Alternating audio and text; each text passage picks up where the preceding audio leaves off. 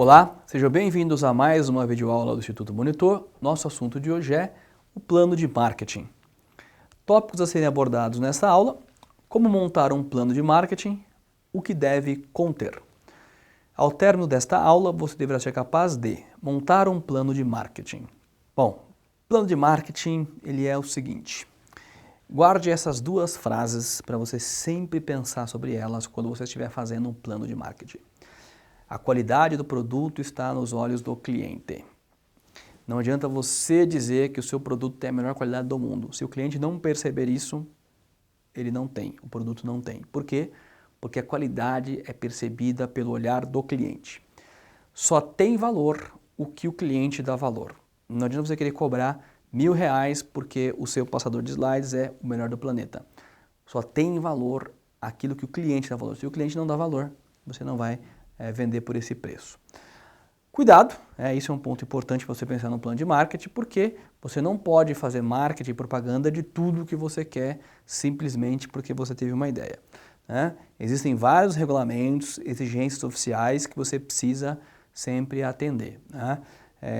Coisas como, por exemplo, como vigilância sanitária, normas técnicas, Anvisa, Unicef, enfim. Cada produto vai ter uma regulamentação, então é importante que você conheça a regulamentação que aquele produto está submetido, para daí sim você pensar num plano de marketing. É muito porque vai soar muito estranho para o mercado você fazer marketing de uma coisa que tem uma proibição, talvez até legal, ou uma restrição bastante severa de um órgão ou instituto desse tipo. Então, quer dizer, você lança para o mercado uma propaganda que é irregular, então isso vira uma propaganda do avesso, porque ela pega muito mais mal do que te ajuda a fazer vendas. Então, sempre importante, o acondicionamento, a comercialização dos produtos, enfim, tudo isso tem regulamentação. Então, pensa sempre que foco no cliente, qualidade e valor está no olho do cliente e eu tenho que tomar cuidado com regulações. Plano de marketing, já faz muito tempo que a gente sempre fala de 4 Ps. O que é o plano de marketing? É você executar os 4 Ps do marketing. Você pode até ler sobre novas teorias, mas elas todas serão evolução dos 4 Ps do marketing que está aí desde sempre. Quais são os 4 Ps do marketing? Promoção, preço, praça e produto. Promoção é a comunicação, preço tem a ver com o custo, e a gente vai explicar a diferença entre preço e custo, mas no caso dos 4 Ps, o preço quer dizer isso, custo. A praça é a conveniência, como é que o cliente vai adquirir o seu produto, e produto tem a ver com o cliente, o que o cliente quer levar para casa.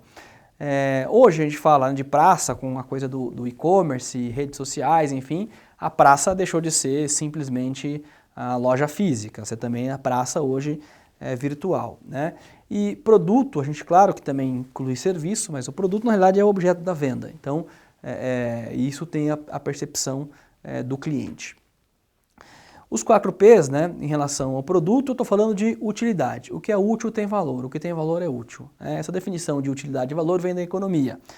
Eu sempre digo, usando da economia, que o que é útil tem valor, o que tem valor é útil. E cada um tem aquilo que dá valor e tem a sua utilidade. Às vezes, alguma coisa que para você é muito útil, é um produto, para mim, não faz o menor sentido porque não dou o menor valor. Então, utilidade e valor. O que é útil tem valor, mas sempre com o olhar do cliente. O que é o produto? O que o cliente quer do produto? Quando ele adquire aquilo, o que ele está querendo? Quais atributos ele precisa ter? Ou seja, que atributo eu preciso dar ao produto? Como ele será usado? Qual a sua aparência? Qual o seu nome? Então, tudo isso são itens do produto que eu preciso pensar com o olhar do cliente. E por isso que a gente falava em alguma aula anterior sobre a importância de fazer pesquisa com os clientes para entender o olhar do cliente sobre o produto.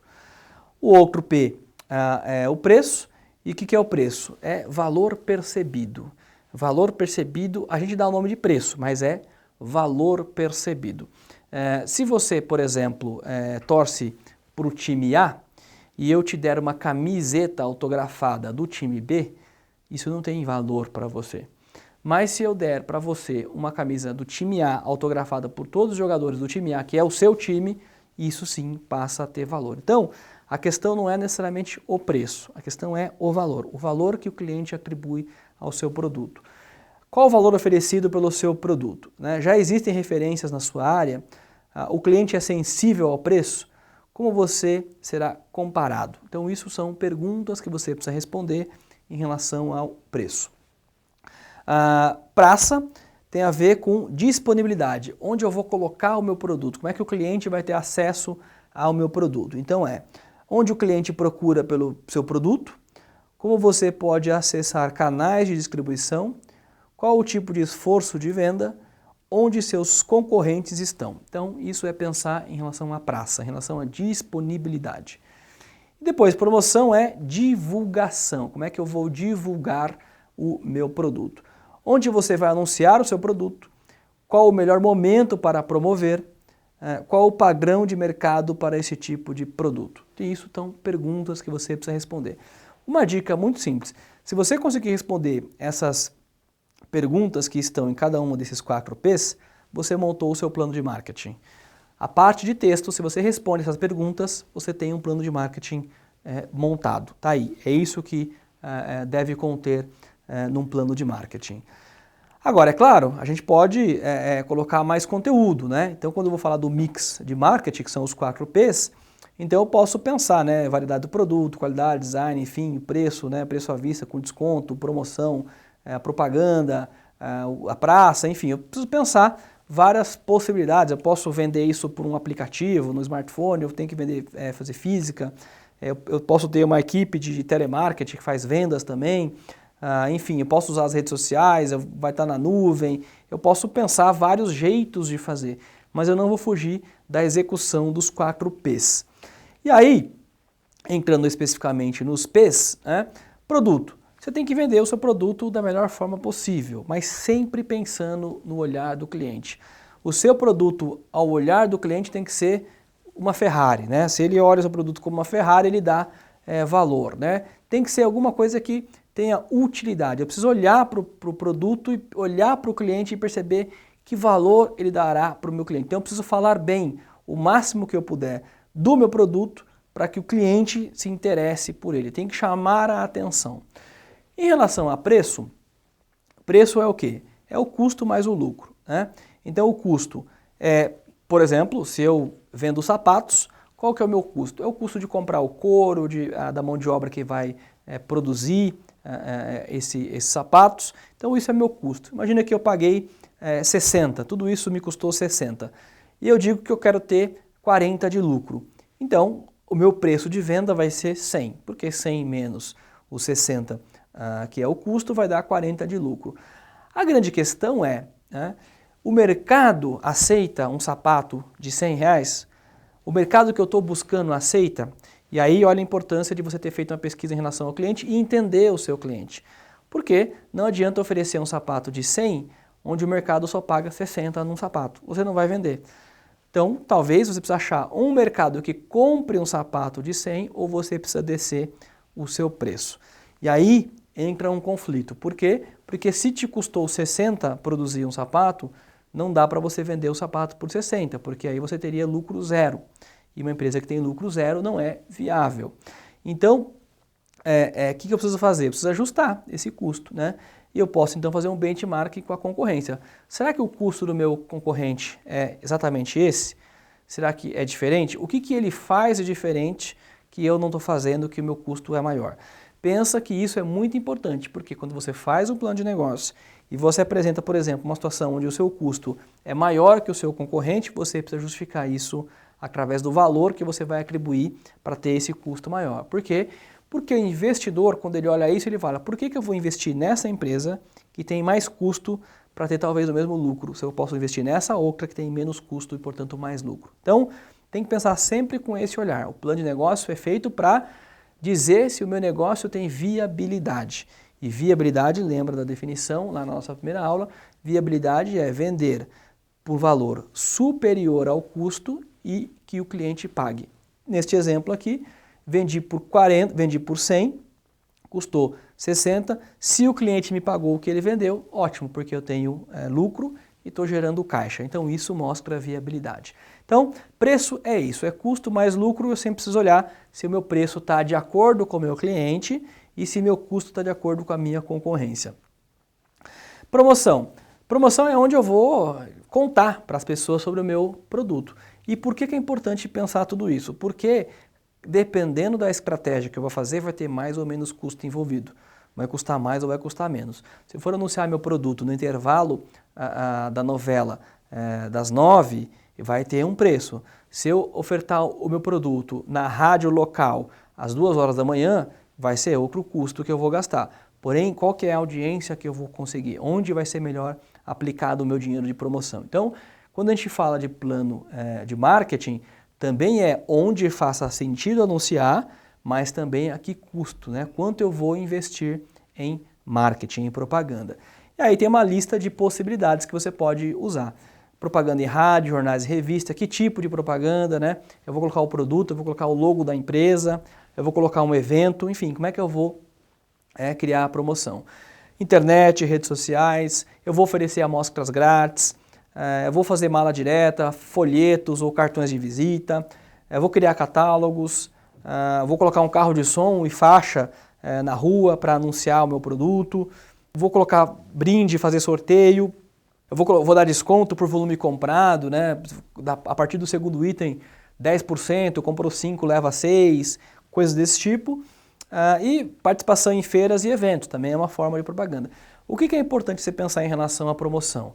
O que faz sentido para o seu negócio, para a sua organização, o que você está pensando, né? O que faz sentido disso e onde você vai... Tem que analisar a relação de custo-benefício, onde você vai ter a possibilidade de gerar mais prospects, mais leads e com o melhor custo.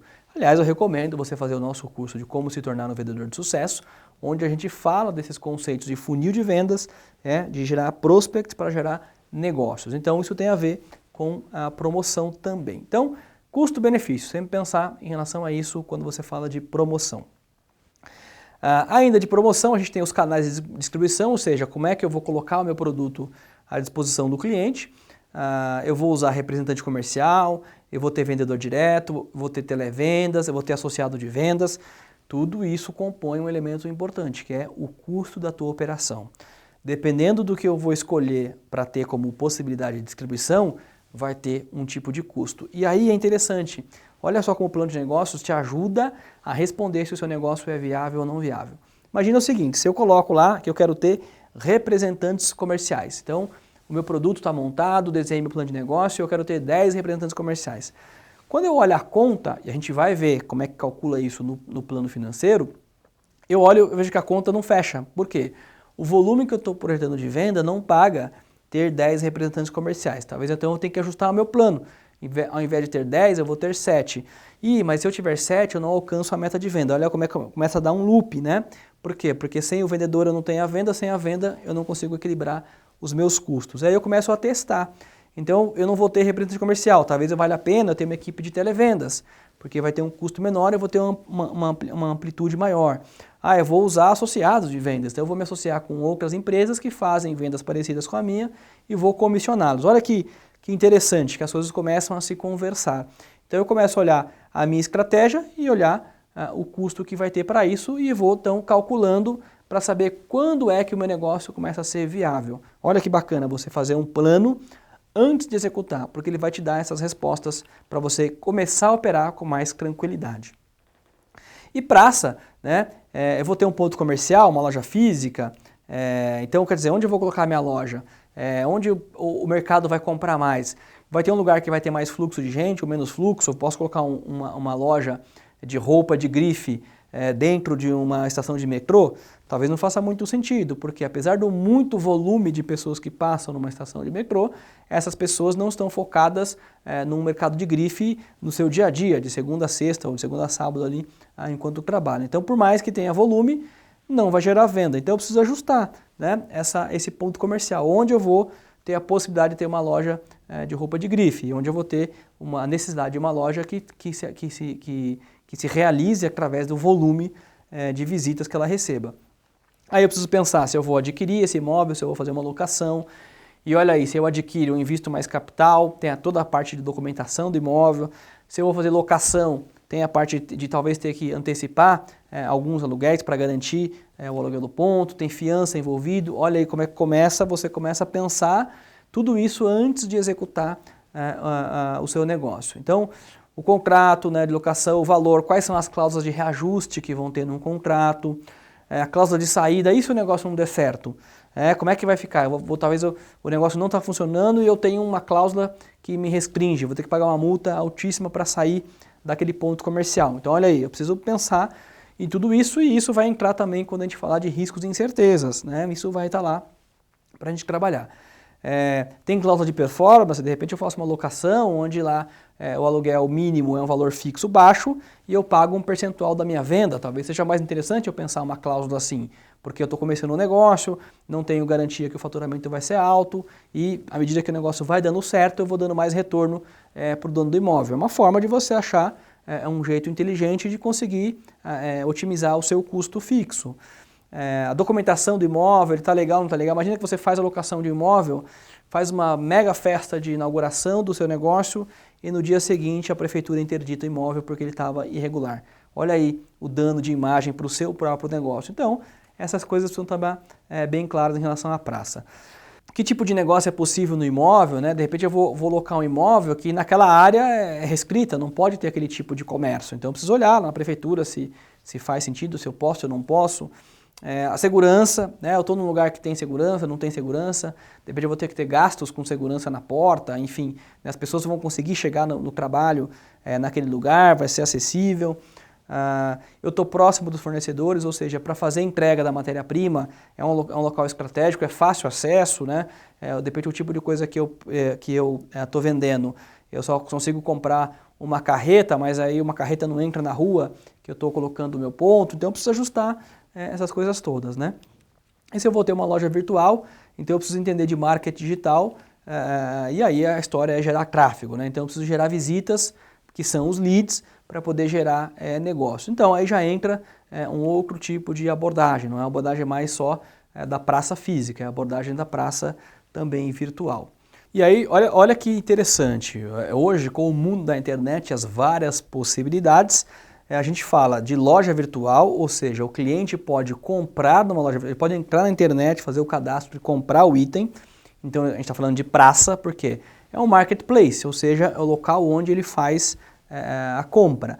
Mas também a gente fala da promoção, quando a gente fala de promoção, a gente fala de que promover o seu negócio através da internet. Então eu posso usar a internet ou as redes sociais como ferramenta de propaganda, porque eu posso fazer posts, eu posso fazer textos, vídeos, anúncios sobre o meu produto, o meu serviço, então eu estou lá na promoção usando a internet. Mas hoje também eu já consigo colocar a internet no praça, olha aí, ela está em 2Ps, né, até antes da internet os 4Ps eram muito claros o que era cada um deles, hoje com a internet você já vê 2Ps se misturando, porque tem a possibilidade da promoção e também da praça, porque você tem a loja virtual para fazer compras.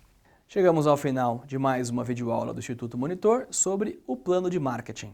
Espero que tenham gostado, não esqueçam de frequentar nossas redes sociais. Até lá!